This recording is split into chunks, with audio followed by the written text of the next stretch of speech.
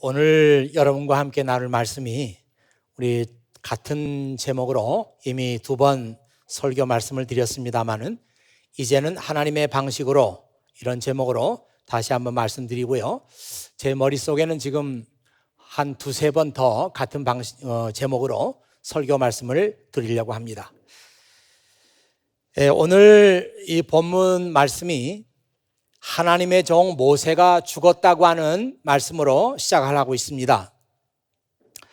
이 모세에게 붙은 칭호가 많이 있습니다.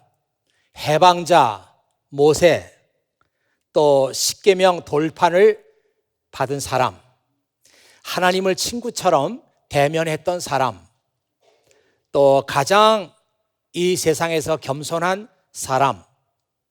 오늘 말씀에 보니까 모세를 하나님의 종이라고 그렇게 말했습니다. 제가 볼 때는 여러 가지 좋은 칭호들이 많이 있지만 가장 그 중에 영광스러운 칭호는 하나님의 종이라고 하는 칭호가 아닌가 그렇게 생각합니다. The Lord's servant. 이처럼 정말 영광스러운 칭호가 있을까 그런 생각을 해봤어요. 만일 후세 사람들이 저에 대해서 기억한다면 그분은 하나님의 종이었다, 이런 칭호가 붙어지면 저에게는 이보다 더 큰 영광이 없을 것 같아요. 저는 여러분에게도 마찬가지라고 생각합니다. 사회적으로 좋은 업적도 남길 수 있고 또 칭찬도 받을 수 있지만 이 사람은 하나님의 종으로서 살다가 죽었다, 이 말처럼 더 영광스러운 칭호가 있을까 그런 생각을 합니다. 이 영어 성경에 보면은 이 하나님의 종이라는 단어가 2개로 번역이 되어 있는데 하나는 servant로 번역이 되고 하나는 slave라고 번역이 됩니다. 특이하게도 이 바울은 편지를 쓸 때마다 자기 자신이 누군가 하는 것을 성도들에게 먼저 얘기하는 그런 그 편지 툴을 가지고 있는데 이 바울은 항상 얘기하기를 나는 예수 그리스도의 종입니다 이렇게 말하면서 이 종이라는 단어를 servant라는 단어를 쓰지 않고 slave라고 하는 단어를 썼어요. 이 servant라고 하는 말은요, 상대방을 이 서브하기 위해서, 섬기기 위해서 항상 옆에서 대기하고 있는 사람, 이 사람을 서번트라고 합니다. 그런데 이 히라버에서 보면은 이 서번트라고 하는 말이 디아코논이라는 말로 돼 있어요. 디아코논, 이 이런 말에서 영어에 디컨이라는 말이 나왔습니다. 디컨은 이제 우리말로 번역할 때는 집사라고 번역을 하죠. 우리 교회도 집사님들이 많이 계시고 또 새해에는 우리 집사님들을 더 많이 세워야 되겠습니다만은 디컨이 누구냐? 디아코논, 서번트에서 이 어원이 온 것입니다.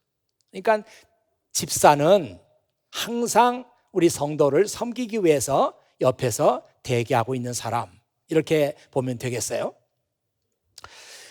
그런데 슬레이브라고 하는 단어는요, 그런 뜻이 아니고 슬레이브는 어떤 사람의 재산이에요. 프로퍼티. 이건 물건과 같습니다. 그래서 어떤 사람의 소유물, 재산. 그래서 히라버로도 슬레이브라는 단어는 둘로스라는 단어를 쓰죠. 그런데 바울은 나는 예수 그리스도의 서번트라고 말하지 않고 슬레이브입니다, 나는 둘로스입니다, 그렇게 썼어요. 여러분 혹시 기억하실지 모르겠습니다만은 갈라디아서 6장 17절에 보면은 내 몸에는 예수 그리스도의 흔적이 있습니다, 그가 그렇게 말했는데 이 말을 보세요. For I bear on my body the scars that show I belong to Jesus.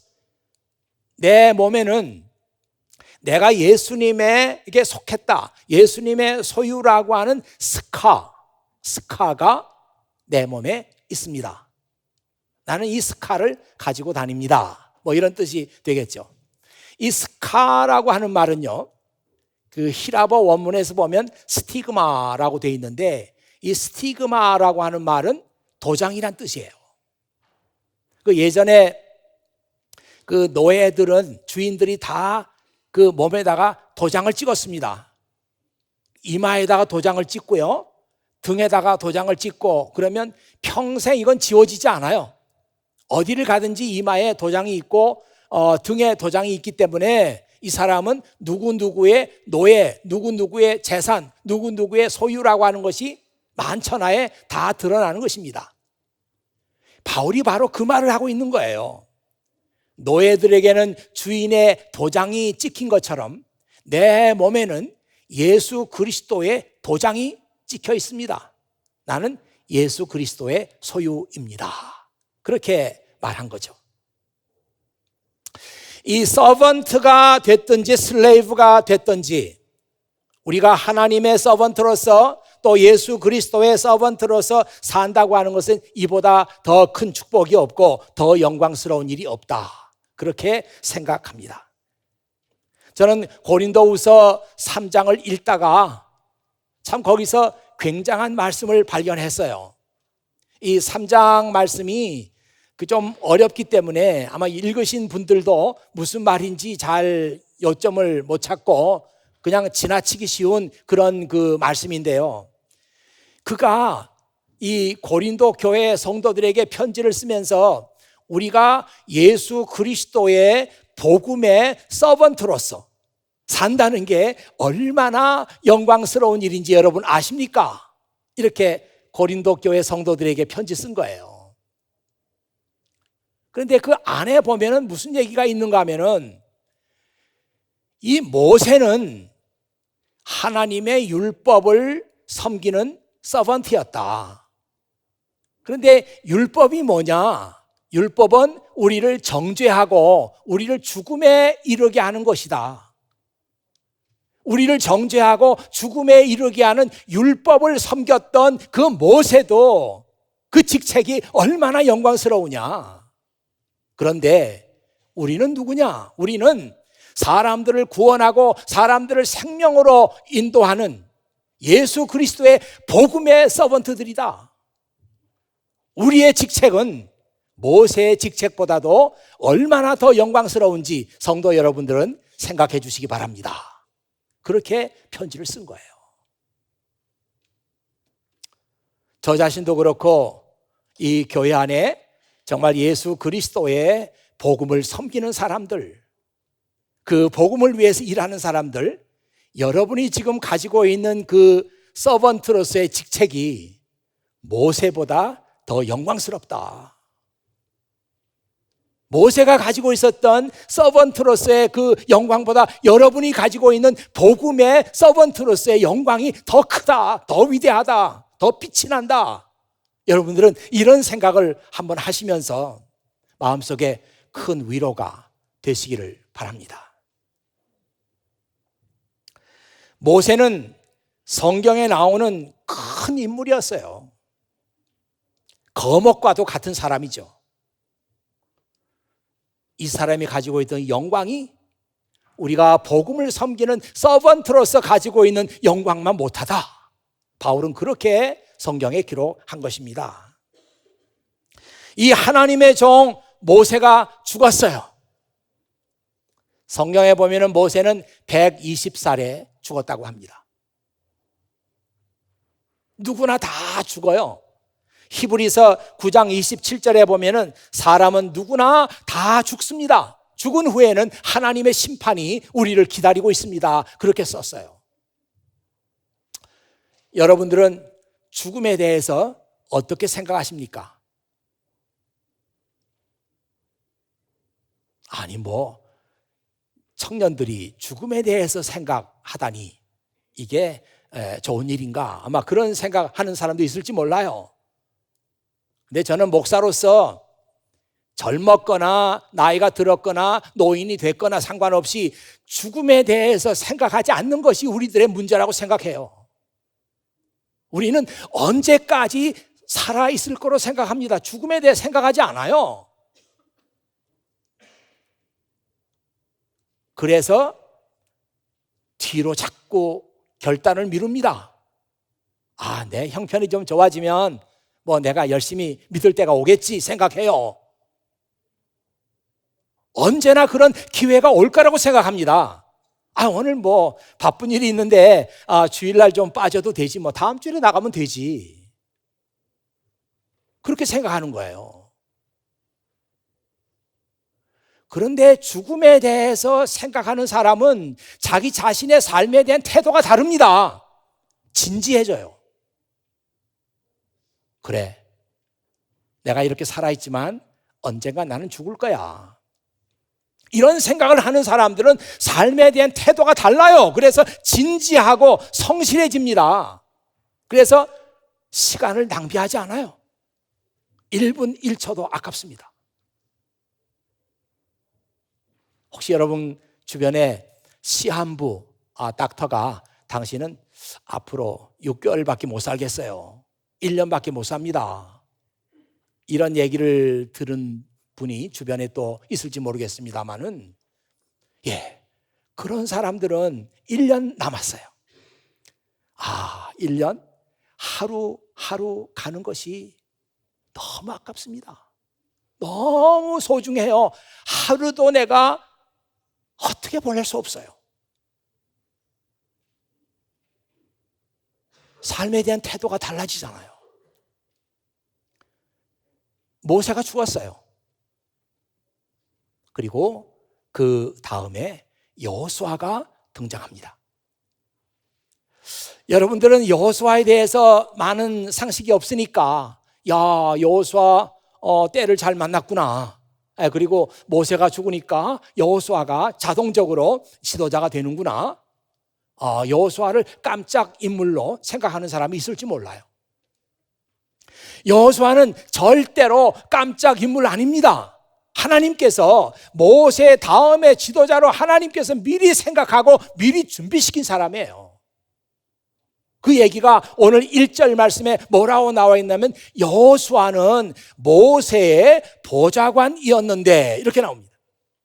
보좌관, 모세의 보좌관, 모세를 보좌했단 말이죠. 영어 성경에는 Moses Assistant라고 나와 있어요. 어시스턴트, 다른 사람을 도와주는 사람입니다. 언제나 그 포커스는 누구에게 맞춰지는가 하면은 주인공에게 맞춰지는 거예요. 어시스턴트에게는 포커스가 맞춰지지 않아요.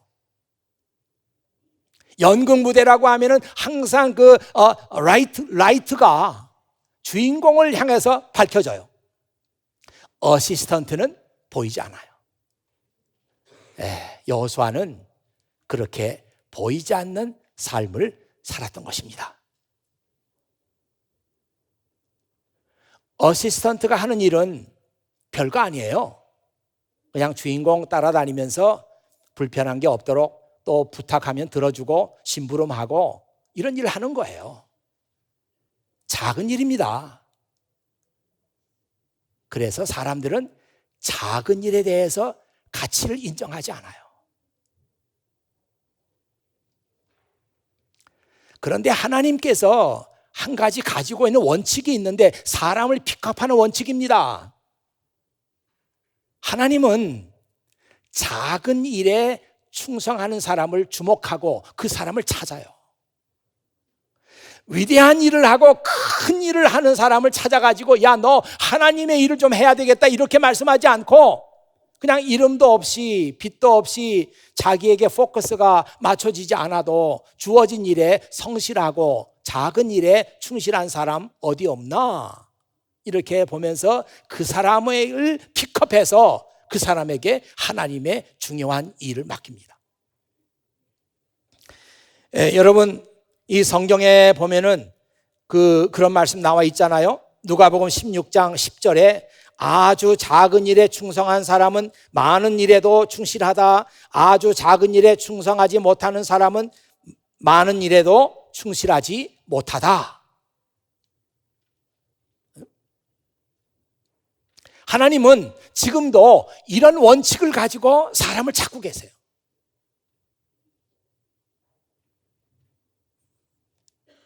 여호수아가 이렇게 하나님의 픽업을 받은 걸 보면은 그 모세의 어시스턴트로서 주어진 일에 최선을 다했습니다.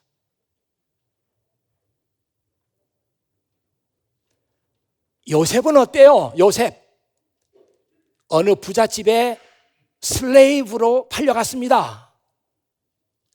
슬레이브가 하는 일이 뭐 대단한 게 있겠어요? 주인이 시키는 거 하면 되는 거죠. 나이도 어린 그 슬레이브에게 무슨 대단한 일을 시켰겠어요? 하찮은 일이죠. 그러나 요셉은 그 하찮은 일, 주인이 시키는 일 성실하게 잘 감당했습니다. 작은 일에 충성했어요. 그러니까 주인의 눈에 든 것입니다. 아마 요셉도 그렇고 여호수아도 그렇고 어시스턴트로 살아가면서 야, 내가 지금 하나님의 테스트를 받고 있다. 하나님께서는 이걸 내가 잘하는지 못하는지 보고 계시겠지. 그런 생각 안 했을 거예요. 오늘 여러분들에게도 그런 일들이 있습니다. 야, 이거 뭐 내가 이런 일 할 사람이 아닌데, 그런 일들 여러분이 맡은 사람들 계세요. 별것 아닌 거, 해도 고만 안 해도 고만인 거, 해봤자 빛도 나지 않는 일들, 여러분이 그런 일 맡고 있는 분들이 있을 거예요. 그냥 작은 일이지만 성실하게 잘 감당하세요. 이것이 하나님의 주목을 받을 수 있는 성경적인 길입니다. 여러분이 아무것도 맡은 일이 없다고 할지라도 어디 내 주변에 작은 일 없나, 누가 소홀하게 여기는 일 없나, 그거 찾아서 하세요. 하나님의 주목을 받을 수 있는 길이에요. 저라도 그런 사람이 눈에 띈다면 정말 그런 사람에게 중요한 일을 부탁하고 싶어요. 작은 일에 충성한 사람은 많은 일에도 충성한다고 하는 것이 하나님의 말씀이잖아요.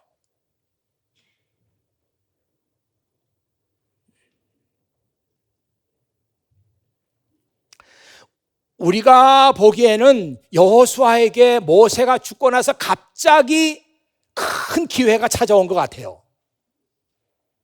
그러나 절대로 그렇지 않습니다. 모세의 어시스턴트로서 여호수아는 몰랐지만 하나님께서는 그 일을 하게 하시고, 그래서 성실하게 감당하게 하시고, 이제는 이 여호수아가 큰 일을 맡을 때가 됐다. 그때가 모세가 죽은 때입니다.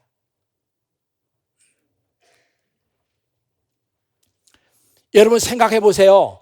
사실 여호수아라는 사람이 민족의 지도자로서, 어시스턴트는 일했지만 민족의 지도자로서 어떤 리더십을 발휘할 기회가 전혀 없었습니다. 근데 갑자기 모세가 죽고 여호수아가 그 일을 맡았어요. 그러니 얼마나 두렵고 떨리겠습니까? 우리 성도들은 자기 힘에 겹고 두렵고 떨릴 때 할 수 있는 방법은 하나님께 무릎 꿇고 기도하는 길밖에 없어요. 아마 여호수아도 아무도 보지 않는 자리에서 혼자 무릎 꿇고 기도했을 거예요. 하나님, 저는 이 일을 할 수 없습니다. 제가 모세를 대신해서 그 일을 한다고 하는 것은 제가 할 수 있는 일이 아닙니다. 이렇게 두렵고 떨리는 마음을 하나님께 말씀드렸을 거예요. 그때 하나님께서 여호수아에게 내적인 음성, 하나님의 이너 보이스가 이 여호수아에게 들려왔어요. 그 얘기가 오늘 여호수아 1장 읽은 말씀입니다. 제가 다시 한번 읽어보겠습니다. 내가 모세와 함께 했던 것처럼 너와 함께 할 것이며 내가 살아있는 동안에는 너를 막을 사람이 아무도 없을 것이다. 나는 너를 떠나지 않을 것이며 결코 너를 홀로 내버려 두지 않을 것이다. 너는 힘을 내고 용기를 가져라. 장차 너는 백성을 이끌고 그 땅을 차지하게 될 것이다. 그 땅은 내가 이 백성의 조상에게 준 기로 약속했던 땅이다. 힘을 내고 용기를 가져서 내 종 모세가 너에게 준 모든 가르침을 빠짐없이 지키도록 하여라. 네가 그 가르침대로 행하며 왼쪽으로나 오른쪽으로나 치우치지 않고 그대로 지키면 하는 일마다 다 잘 될 것이다. 그러나 언제나 율법책에 씌어 있는 것을 입에서 떠나지 않게 밤낮으로 소리내서 읽어라. 그리하여 거기에 씌어 있는 모든 것을 잘 지킬 수 있도록 하여라. 그러면 네가 하는 일이 다 잘 되고 또 성공할 것이다. 힘을 내고 용기를 가져라. 내가 명령한 것을 기억하여라. 두려워하지 마라. 네가 가는 곳마다 내 하나님 여호와가 너와 함께 할 것이다. 굉장히 긴 말씀으로 되어 있지만 그 요점은 간단한 거예요. 한 말씀이 다시 반복되고 반복돼서 긴 말씀이 됐습니다만은 간단히 요약하면 너 겁내지 마라. 모세와 내가 했던 것처럼 너와도 함께 할 것이다. 이게 첫 번째 요점이고, 두 번째 요점은 네가 만일 내가 하는 말을 듣고 그대로 지키면 내가 하는 일은 다 잘 될 것이다. 이게 두 번째 요점이에요. 그리고 하나님의 말씀을 지킬 때 두 가지 원칙이 있다. 아주 세부적인 얘기를 하셨는데 그 얘기가 성경에 나와 있습니다. 좌로나 우로나 치우치지 마라. Be careful to obey all the instructions Moses gave you. 모세가 내게 준 instructions. 여기서 instruction이라고 하는 것은 율법을 얘기하는 거예요. 모세가 너에게 준 율법 복종하도록, 조심해서 복종하도록 해라. Do not deviate from them. 그 율법에서 떠나서는 안 된다. Turning either to the right or to the left. 왼쪽으로 돌아서서도 안 되고 오른쪽으로 돌아서서도 안 되고, 하여튼 모세가 너에게 준 그 말씀에서 너는 조금이라도 벗어나지 않도록 해라. 이게 하나님 말씀을 지키는 원칙이었어요. 두 번째 원칙은 언제나 율법책에 씌어 있는 것을 입에서 떠나지 않게 밤낮으로 소리내서 읽어야 하며 그리하여 거기에 씌어 있는 것을 잘 지키도록 해라. Study this book of instruction continually. 계속해서 이 율법을 study, 공부하고 meditate on it day and night. 밤낮으로 그 말씀을 생각하고, 그러면 so you will be sure to obey everything written in it. 그렇게 되면 너희가 그 안에 기록된 모든 것을 복종할 수 있을 것이다.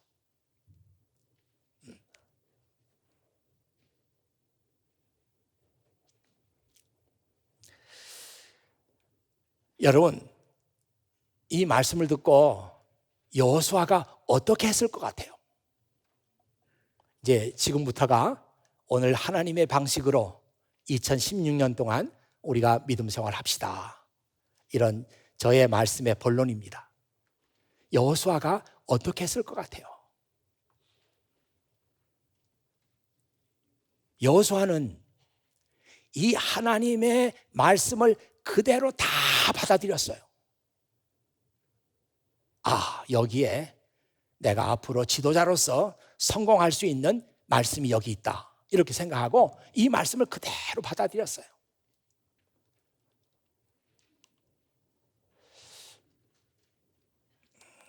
이 성경에 보면은 특이한 인물들이 많잖아요. 예를 들면 무슨 사도 바울 같은 사람은 어떤 사람인가? 그 사람을 한마디로 정의한다면, 아, 사도 바울 이 사람은 일 중심의 사람. 일 중심의 사람.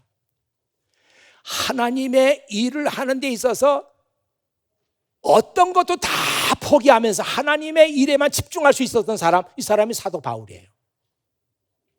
장가도 안 갔잖아요. 장가 갈 시간도 없었어요.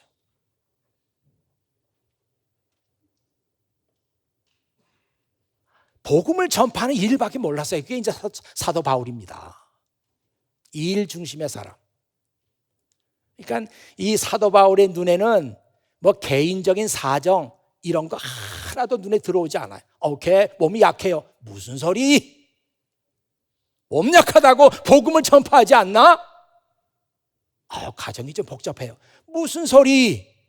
복음 전파하는 사람이 무슨 가정이야? 이게 사도 바울이에요. 하나님은 그런 사람이 그때 필요했어요. 또 반면에 바나바 같은 사람은 사람 중심의 사람이에요. 사람 중심. 그에게는 일보다도 사람이 더 중요했어요. 어떤 사람이 상처받는 사람 없나? 항상 살피고 그를 보호할 수 있는 사람이 바나바였어요. 또 그런 사람도 필요했어요, 하나님은. 그런데 이 여호수아 같은 사람은 어떤 사람이냐? 한마디로 말하면 simple-minded person. simple-minded person. 아주 단순한 사람이었습니다. 되게 이제 그 simple-minded라 그러면은 사람들이 오해를 많이 해요. 단순하다. 그 사람 참 단순한 사람이야. 그러면 좋은 의미로 안 씁니다, 그 말을. 그 사람 왜 이렇게 생각이 단순해? 그러면 이 사람은 뇌가 없나 봐. 문외 인간. 생각도 못해. 개념이 없고 이런 식으로 많이들 이 말을 써요. 실제로 그 심플 마인디드라고 하는 말을 그 영어 성경에서 찾아보면은 그 심플 마인디드하고 시노님, 그 동의어가 뭐냐면 stupid, silly, foolish, mentally retarded, 또 mentally impaired, lacking mental capacity, 뭐 이런 것들이 simple minded하고 시노님으로 쓰는 단어들이에요. 근데 저는 이 여호수아를 보면서 simple minded person이다. 그러면 이렇게 뭐 뇌가 없나? 생각도 못하나? 이런 의미에서가 아니라 여호수아도 생각할 줄 알고요. 여호수아도 고민할 줄 알고 걱정할 줄 알아요. 그런데 여호수아는 뭐가 중요한지를 알았던 사람이에요. 그래서 그의 삶 가운데 중요한 일을 딱 붙잡을 줄 아는 사람이고, 이걸 붙잡았다 하면은 그 밖에 모든 일들은 다 놓아버리고 포기할 줄 아는 사람이 여호수아였어요. 그런 의미에서 simple minded person이라고 말하는 거예요. 이 말씀을 더 이해하기 위해서는 여러분들이 누가복음 10장 41절, 42절 말씀을 같이 읽어야 합니다. 화면 한번 보시겠어요? 마르다야, 마르다야, 내가 많은 일로 염려하고 근심하나 몇 가지만 하든지 혹은 한 가지만이라도 족하니라. 마리아는 이 좋은 편을 택하였으니 빼앗기지 아니하리라. 너무나 유명한 말씀이에요. 저는 예수님께서 하신 이 말씀 안에 simple minded person이 돼야 한다고 하는 메시지가 분명히 있다 생각해요. 보세요. Martha, Martha, you are worried and upset about many things. 너는 지금 많은 일들을 가지고 걱정하고 있어요. But only one thing is needed. 그러나 필요한 것은 딱 한 가지야. Mary has chosen what is better. 마리아는 무엇이 좋은가, 무엇이 더 나은가 하는 것을 알고 있고 그것을 선택했다. 많은 사람들이 그러잖아요. 마리아가 다른 일은 안 하고 예수님의 발 앞에서 말씀만 들어요. 이런 이기적이고, 그래서 실제로 설교할 때 마리아가 이기적이다 이렇게 설교하는 경우도 있잖아요.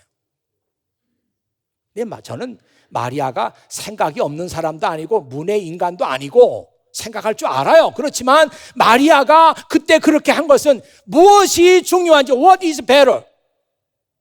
무엇이 중요한지 알아서 그것을 선택했던 거예요.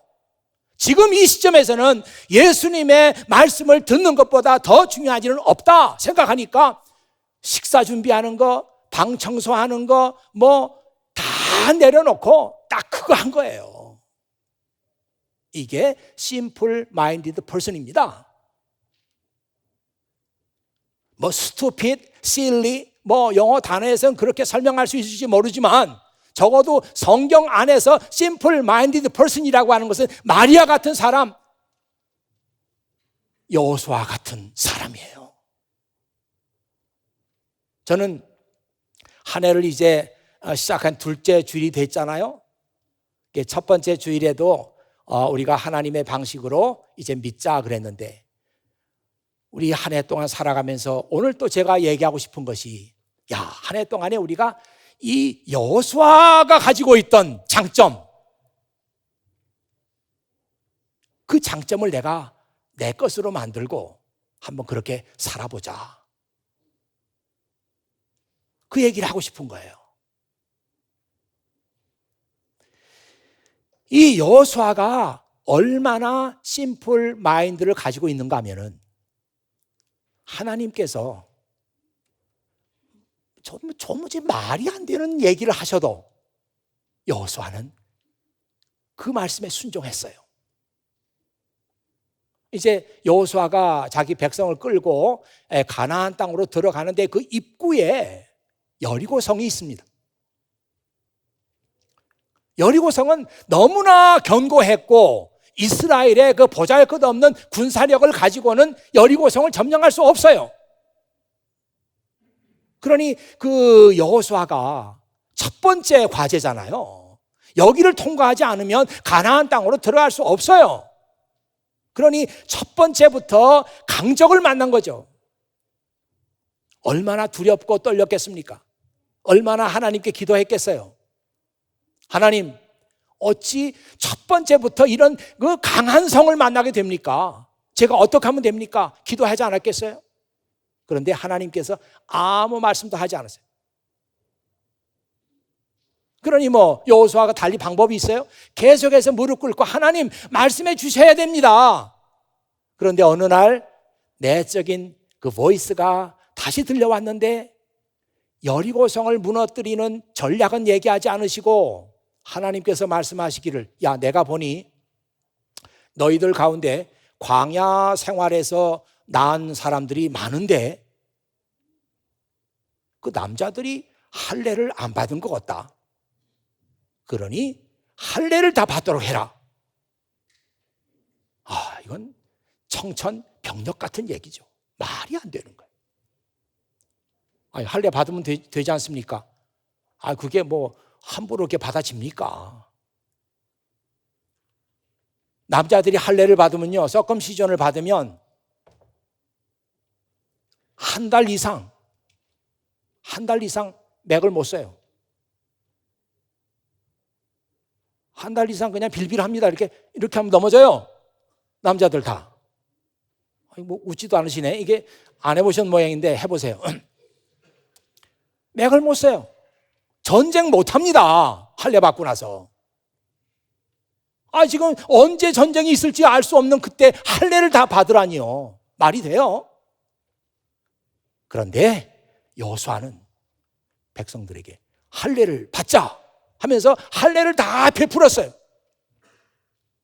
이 일은 누구만 할 수 있느냐? 심플 마인드를 가지고 있었던 여호수아 같은 사람만 할 수 있는 거예요. 다른 사람 못해요. 많이 생각하는 사람, 이게 뭐 이거 여리고성을 무너뜨리려면 전략은 이렇게 짜야 되고 그것보다는 이런 전략이 더 나을 것 같지? 이거 생각이 많고 하루에도 여러 번씩 변화가 되고 많은 생각을 하는 사람은 할례 받을 수 없어요. 말도 안 되는 얘기니까. 뭐 정말 그 전쟁 앞두고 잘 먹고 힘을 돋구고 건강에 힘쓰고 이래도 좀 될까 말까 한 판에 할례를 받다니. 그러나 심플 마인드를 가지고 있던 여호수아는 하나님께서 분명히 말씀하셨다. 내가 하는 말 그대로 따르기만 하면 내가 하는 일은 다 잘 될 것이다. 나는 그 하나님 말씀을 믿는다. 여호수아가 바보가 아니에요. 여호수아는 그 말씀의 중요성을 알았고 그 말씀을 내가 순종하고 지켜야 한다고 하는 것, 여기에 내 성공이 달려있다고 하는 것을 알았기 때문에 다른 모든 것은 다 내려놓은 거예요. 참모들이 와가지고 얼마나 반대했겠어요. 요즘에 좀 이상하십니다. 이런 얘기를 하시다니요 하면서 얼마나 얘기 많았겠어요. 다 내려놨어요. 무슨 소리냐. 우리가 잘 되는 비결은 이것밖에 없다. 한 가지만 딱 붙들었어요. 그래서 제가 그런 여호수아를 보면서 Simple Minded Person이라고 그렇게 이름을 붙인 겁니다.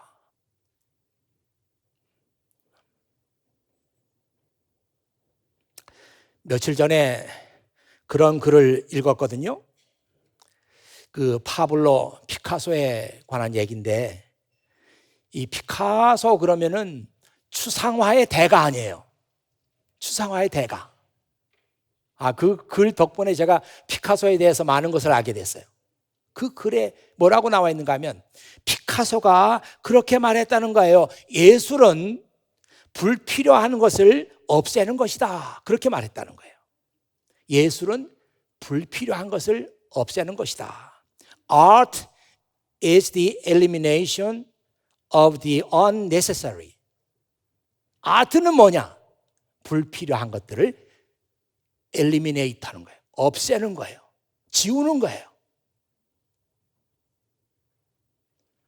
그래 지금 그 뉴욕에 있는 현대 미술관에 가면은 그 피카소가 즐겨 그렸던 그 황소, The Bull, 그 황소에 대한 그림이 아주 유명한데, 이게 지금 피카소가 황소를 어떻게 추상화시켜 나가느냐 하는 그 과정을 예외적으로 이렇게 다 보인 그런 그림이 있다고 하는데, 제가 이걸 찾아가지고 여러분에게 지금 보여드립니다. 이거 귀한 거예요.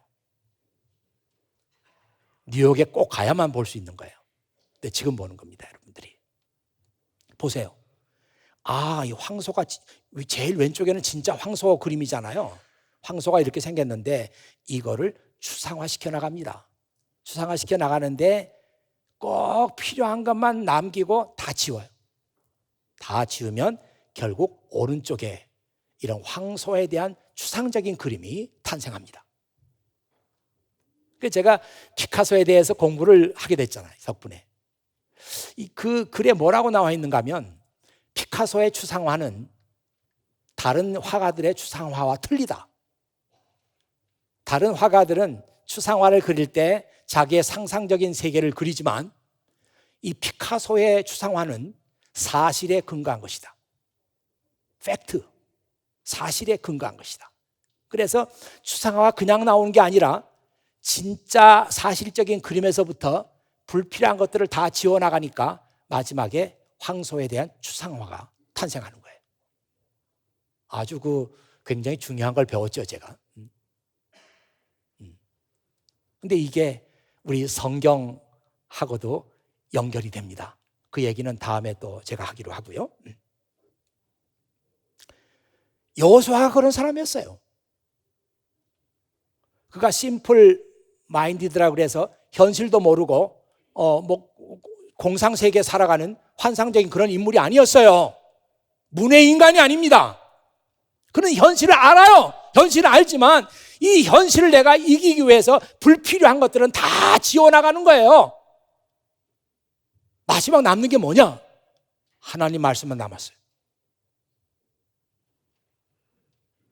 그러니까 겉에서 볼 때는 여호수아 아주 심플한 사람이구만, 단순한 사람이구만 이렇게 말할 수 있을지 몰라요.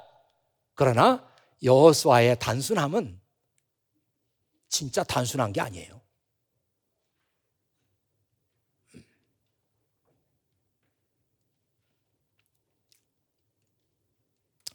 새해 동안에 여러분들이 여호수아의 이런 단순함을 좀 배웠으면 좋겠어요. 하여튼 여러분의 삶 속에 불필요한 것, 하나님께서 기뻐하지 않는 것, 새해 동안에는 다 지워내, 다 잘라내, 다 내려놔요.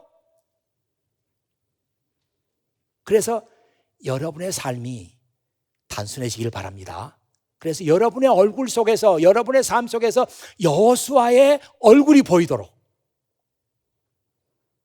이게 하나님께서 오늘 이 말씀을 우리에게 주시고 이 말씀을 읽게 하신 하나님의 목적이 아니겠는가? 저는 그렇게 생각하고 오늘 여러분들에게 새해 동안에 우리가 이제는 하나님의 방식으로 한번 믿어보자, 내 방식 내려놓고 이 얘기를 지금 하고 있는 것입니다.